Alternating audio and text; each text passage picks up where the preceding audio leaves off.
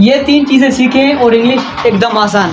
Subject, verb and object. अगर आपको subject, verb and object की समझ आ गई तो आपके लिए इंग्लिश एकदम आसान।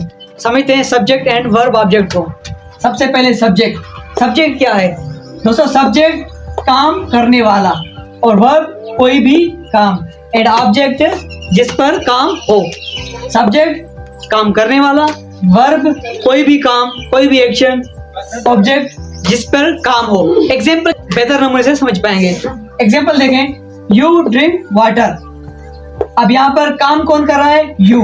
यू को हम क्या कहेंगे? सब्जेक्ट, क्योंकि यू काम करने वाला है। और उसके बाद ड्रिंक। ड्रिंक क्या है? पीना। पीना एक काम है, ठीक है, उसको हम कहते हैं वर्ब, यानी कि काम। उसके बाद ऑब्जेक्ट। ऑब्जेक्ट क्या है? ऑब्जेक्ट है जिस पर काम हो। अब वाटर पर काम हो रहा है, वाटर पर क्या काम हो रहा है? ड्रिंक का।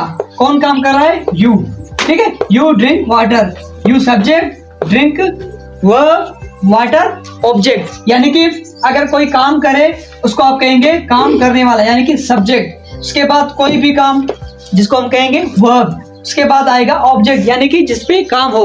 तो कोई भी सेंटेंस हो, चाहे प्रेजेंट का हो, पास्ट का हो, फ्यूचर का हो, ये 3 चीजें हर सेंटेंस में आती हैं। अगर आप ध्यान से इन 3 चीजों को समझ पाएंगे तो आप आसानी से इंग्लिश समझ पाएंगे। Subject verb object. Example number 2 पे आए, सना ईट्स मील। अब देखिए सना, सना क्या है? सना सब्जेक्ट है, क्योंकि सना काम कर रही है, ठीक है। ईट्स कौन सा काम कर रही है? सना खाने का, ठीक है।